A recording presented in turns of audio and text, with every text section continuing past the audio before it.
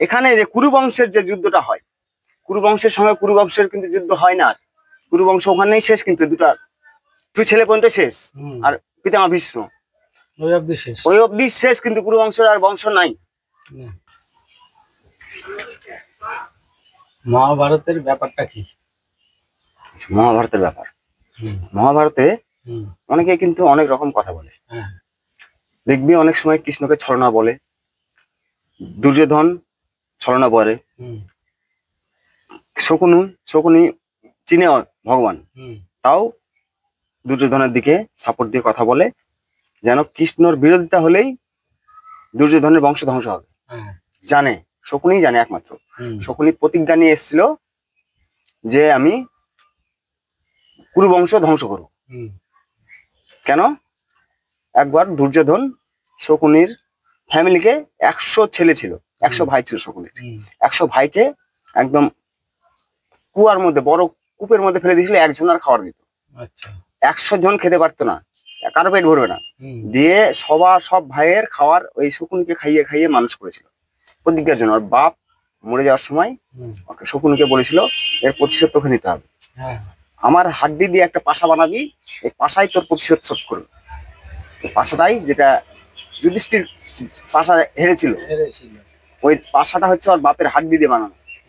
যা বলবে শকুনি সেটাই শুনবে, যেটা বলবে আমি যে 6 পর 6 পড়বে, 12 পর 12 পড়বে, বুঝলি কিনা?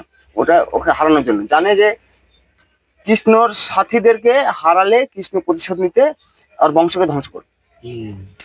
এবার এটা অনেকেই জানে না, কুরু বংশের সঙ্গে কিন্তু কুরু বংশের কোনো যুদ্ধই হয়নি।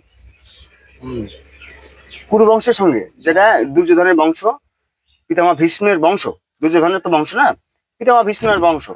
ওর বাবা হচ্ছে শান্তনু, ওর 2 মা গঙ্গা আর একটা সত্যবতী মৎস্যকন্যা, মাছ যে বিক্রি করে, মাছ মারতো।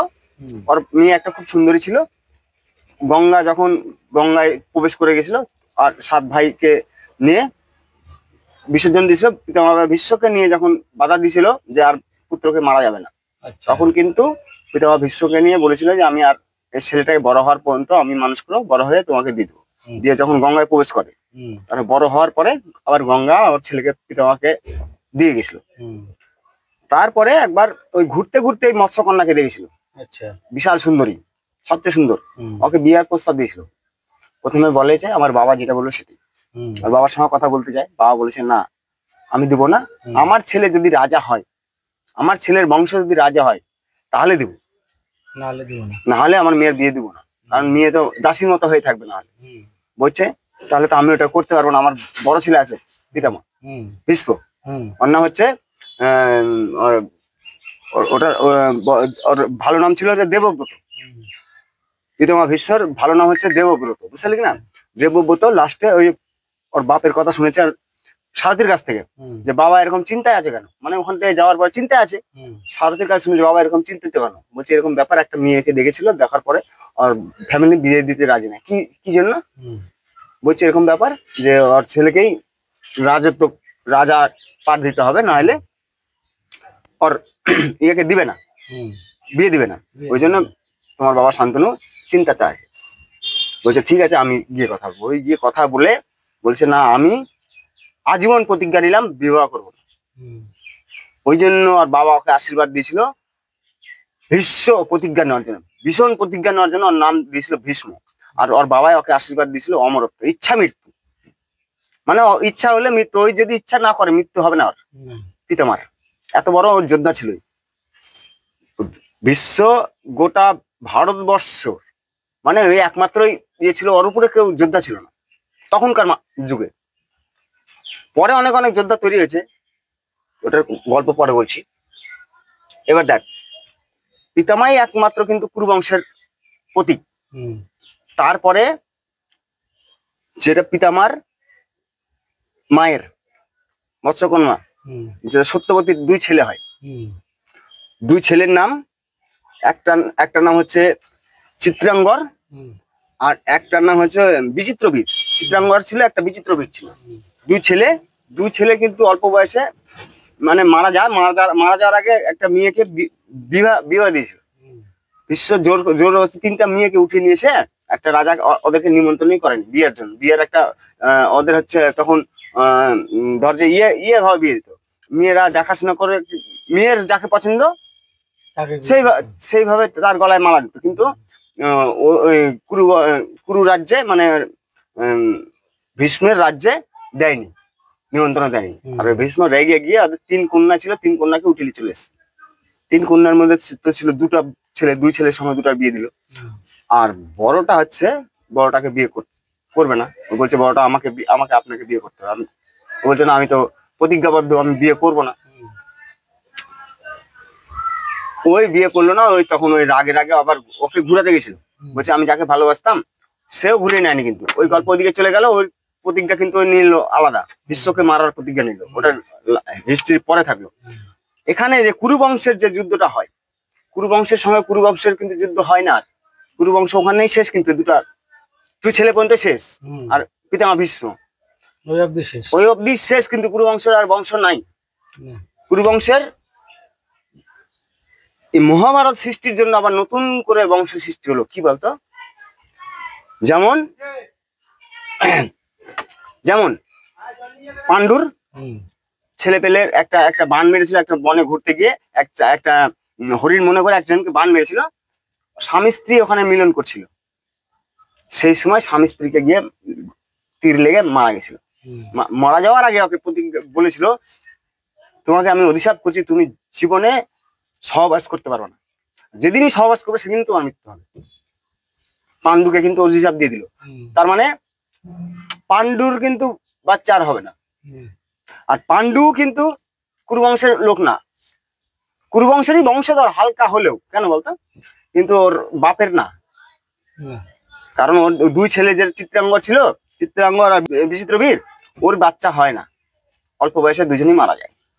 একজনের রোগ ছিল, একজন অল্প বয়সে মারা গেল। এবার 3টাই কন্যা আছে। ওখানে তো বংশ শেষ হয়ে যাচ্ছে, কারণ ভীষ্ম তো বিয়ে করবে না, আর তো বংশ বাড়বে না। তখন সত্যবতীর একটা ছেলে ছিল সাধু। সাধুকে ডেকে বললো যে সাধু, আমার 2টা বোমাকে বাচ্চা দাও, তোমার বীর্য দাও। ওর সত্যবতীর আগের ছেলে, মানে ছোটবেলায় একটা ছেলে হয়েছিল, ওই ছেলের বলেছিলাম আমার বোমা 2টাকে বাচ্চা দাও। চলে গেল অন্যদিকে, কিন্তু বুঝতে পারলি কিনা, সত্যবতীর বংশ মানে কুরুবরের বংশ থেকে অন্য বংশে চলে গেল। কারণ ওটা ওই সাধুর বেদব্যাসের ইয়েতে, বেদব্যাসের ইয়েতে চলে গেল।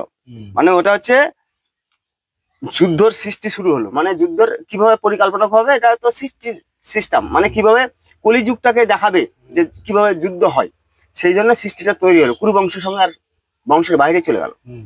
ওই এসে প্রথমে বড় বোমাকে দিল। বড় বোমা ভয়ে, ওকে দেখেই ভয়ে চোখ বন্ধ করে নিয়েছিল। যখন সহবাসের সময় ভয়ে চোখ বন্ধ করে নিয়েছিল, তখন বলেছিল এই মেয়েটা ছেলে কিন্তু ভালো হবে না, কারণ এই অন্ধ হয়ে যাবে। কেন, মা চোখ বন্ধ করে নিয়েছিল। ওটা চলে গেল ধৃতরাষ্ট্র। তারপর আর একটা বোমা ছিল, ওই বোমাকে পাঠালো, তুমি যাও, তুমি গিয়ে বংশবৃদ্ধি করো। ওটাকে পাঠালো। ওই ভয় পেয়ে গেছিল, দেখেই চোখ বন্ধ করেনি, ভয়ে সাতকে গেছিল। দিয়ে ওর ছেলেটাকেও বললো সত্যবতীকে এসে, না এর ছেলেও ঠিক হবে না, একদম পাতলা হবে, খিটখিটে হবে, কোনো দুর্বল হবে, একদম পাণ্ডু বর্ণ হবে। মানে পাণ্ডু মানে খুবই খিটখিটে হবে, মানে ওর শরীরে কিছু নাই, এরকম হবে, পাণ্ডু হবে। হ্যাঁ, ওইটা হলো পাণ্ডু। তারপরে একটা দাসী ছিল, বলছে দাসীকে বললো তুমি যাও। দাসী ভয়টাই কিছু করে, নির্ভয় নেই। নির্ভয় হওয়ার পরে ওকে বলছে এই ছেলেটাই হবে একদম উপযুক্ত ছেলে। ওটা হচ্ছে সঞ্জয়, ওর নাম হচ্ছে একদম সঞ্জয়, যেটা মন্ত্রী হয়ে থাকে, বুঝতে পারলি কিনা, বিদুর।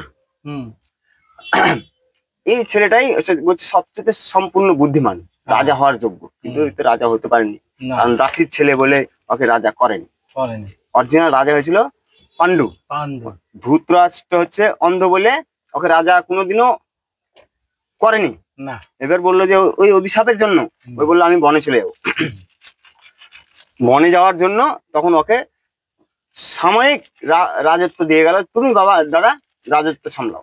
ওই আর তো ফিরে আসলে না, বনে গিয়ে মারা গেছিল। এইবার দেখ পাণ্ডব গুলা, দেখ পাণ্ডব গুলা, পাঞ্চ পাণ্ডব কিভাবে হলো।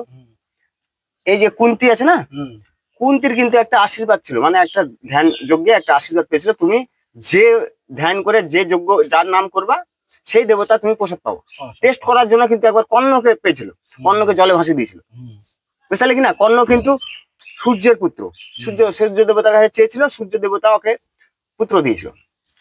ওটা তো কুমারী অবস্থায় হয়েছিল বলে ওকে জলে ভাসিয়েছিল, দিয়ে একটা ওদের সারথীর কাছে মানুষ হয়েছে।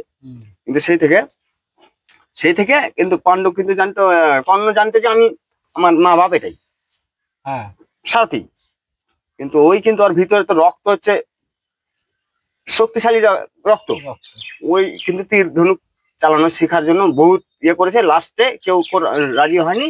লাস্টে ওই হচ্ছে কাশ্মীরে বলতে ইয়ের কাছে, আমাদের পরশুরামের কাছে শিক্ষা নিয়েছে, পরশুরাম শিখিয়েছে ওকে। পরশুরাম আমাদের দ্রোণের কাছে হয়ে যায়, দ্রোণ যুদ্ধে লাগে, দ্রোণও কিন্তু মানুষের পেট থেকে হয়নি, দ্রোণও হয়েছে একটা দ্রোণ থেকে তৈরি, একটা দ্রোণ মানে পাত্র থেকে সৃষ্টি হয়েছিল। ওর ছেলে অশ্বত্থামা ওই আশীর্বাদে তৈরি হয়েছে, ওর আশীর্বাদে, মানে ওটা তো মানুষের না, মানে ওই গুরুদ্রোণের সঙ্গে কোনো সিস্টেমই ছিল না, মানে কুরু বংশের সঙ্গে গুরুদেব হয়েছিল। এবার কি বলতো, দেখ 100 ছেলে হলো, 100 ছেলে মানুষের হয় না। কুরু বংশের ধৃতরাষ্ট্রের 100 ছেলে কিভাবে হলো, একটা মাংসপিণ্ড জন্ম দিয়েছিল। মাংসপিণ্ড হয় মানুষের পেট থেকে, ওটা তো নষ্ট, বেকার। সারা এতদিন পরে মাংসপিণ্ড হলো, তাও বেকার। একটা সাধুকে ডেকে, বৈষ্ণবকে ডেকে, মানে মনীষীকে ডেকে বলছে হাড়ির মধ্যে সব মাংসপিণ্ডকে 100 খণ্ড টুকরা টুকরা করে জায়গা রেখে ঢেকে দিয়ে বলছে এতদিন পরে এগুলো বাচ্চার জন্ম হবে। আস্তে আস্তে আস্তে আস্তে হাড়ি থেকে জন্ম নিয়েছে, মানে ওটা কিন্তু কুরু বংশের না, হাড়ি থেকে। দ্রোণ যেরকম জন্ম নিয়েছে ওইরকম জন্ম হচ্ছে। হ্যাঁ, এবার দেখ পাঞ্চ পাণ্ডব পাণ্ডুর বংশ না, পাণ্ডুরই না, সব দেবতার। একটা ইন্দ্রর, একটা পবনের, একটা ধর্মরাজের, একটা হচ্ছে কি বলে যারা রোগ বিধি সারাই অশ্বিনী কুমারের, বুঝতে কিনা, অশ্বিনী কুমারের দুই ছেলে, দুজনে অশ্বিনী কুমার দুইটা, সব কিন্তু দেবতারা এসছে শুধু এই মহাভারতের যুদ্ধটাকে সৃষ্টি করানোর জন্য। কিভাবে দ্রৌপদী নিয়ে যুদ্ধ বলে না, অনেকে বলে না দ্রৌপদীর জন্য যুদ্ধ। দ্রৌপদী কি মানুষ পেটে হয়েছে? যজ্ঞ থেকে তৈরি হয়েছে, যজ্ঞ থেকে সৃষ্টি হয়েছে। দ্রোণকে যে মারে ওই যজ্ঞ থেকে, দ্রৌপদীর ভাই যজ্ঞ থেকে বেরিয়েছে। মানে সব যুদ্ধের সম্পূর্ণ সৃষ্টিটাই এদিক ওদিক থেকে হয়েছে, কেউ এই কুরু বংশেরই না। আর অনেকে জানেই না, বলছে কুরু বংশের সঙ্গে এরকম অন্যায় হলো, ছলনা হলো। শ্রীকৃষ্ণ জানে যে আমরা কিভাবে কি সৃষ্টি করব, আমাকে এইভাবে এই সৃষ্টি করে দেখাতে হবে। অন্যায় যে করবে, নারীর প্রতি যে, হয়তো নারীর প্রতি যে অবহেলা করবে তাকে, তার বংশ ধ্বংস হবে। সৃষ্টিতে দেখিয়ে গেছে। এই যুগে নারীর প্রতি অসম্মান হচ্ছে, কিন্তু এই যুগেও কল্কি অবতার হবে। এই যুগে কল্কি অবতার হবে। কল্কি অবতারে 7 জন আসবে, বুঝলি কিনা? 7 জন চিরঞ্জীবী আসবে, পরশুরাম আসবে, অশ্বত্থামা আসবে, হনুমান আসবে, বেদব্যাস আসবে, রাজা বলি আছে না, যে পাতালে চলে গেছিলাম, রাজা বলি আসবে, তারপর বিভীষণ আসবে, বুঝলি কিনা, তারপরে কৃপাচার্য আসবে। এই যে 7টা মানে অমর, 7টা চিরঞ্জীবী এই কল্কিতে আসবে। মানে সবচাইতে ভয়ঙ্কর যুদ্ধ হবে এই কলিতে, 7টা ভয়ঙ্কর যুদ্ধ হবে কলিতেই। তখনই সব এবার বলে কি যে কলি কোথায় জন্ম হবে? কলির বাবা হবে, কল্কির বাবা হচ্ছে বিষ্ণু ইয়াস, মাতার নাম কি বলতো? সুমতি। এর পেটে জন্ম হবে। মাতাটা হচ্ছে কি বলতো, এই যুগে কিন্তু কোনো ধ্যান যজ্ঞের কেউ নাই, কিন্তু মাতা সুমতি ধ্যান যজ্ঞে, পাহাড়ের দিক করে ধ্যান যজ্ঞে মগ্ন থাকে। তখনই বিষ্ণু এসে বলে আমি দুনিয়াকে বাঁচানোর জন্য, আবার ধর্ম স্থাপনার জন্য আমি তোমার গর্ভে আসবো। সুমতি কাউকে বলে না বলে চুপচাপ থাকে। ওই জানে ওর রক্ষার জন্য সব যারা চিরঞ্জীবী অমর হয়ে সাধনা হয়ে আছে, তাদেরকে সব দেবতারা গিয়ে জাগায় যে তোমরা এখন উঠো, তোমার সময় হচ্ছে ওকে বাঁচানোর জন্য। কারণ এক সাধু জানে যে কলি অসুর, কলিকে বলে দিয়েছে যে ওই চিরঞ্জীবী আবার তোমাকে ধর্ম স্থাপনের জন্য চলে এসছে। সব মানে দেবতা ধর্ম স্থাপনের জন্য চলে এসছে, তোমার মৃত্যু অনিবার্য। তখন ওকে গর্বে মারার জন্য প্রচেষ্টা করতে যাবে। তখন এই 7 চিরঞ্জীবীকে দেবতারা সবকে জাগাবে, তোমরা যাও ওকে বাঁচাও, চুপে চাপে সব ওর সন্তানকে বাঁচাও।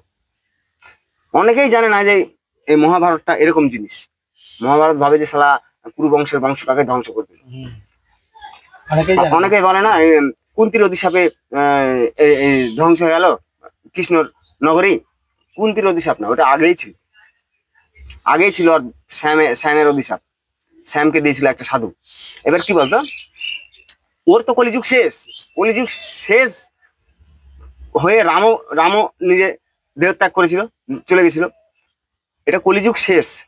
সেই সময় দেখবি ইয়েকে নিয়ে এসেছিল, কলিযুগের শেষের পরে অর্জুনকে দিয়ে সব মহিলাকে দিয়ে পাঠাচ্ছিল, যা তুমি তোমাদের এরিয়া নিয়ে যাও। তখন ওই কৃষ্ণ কিন্তু দেহত্যাগ করবে।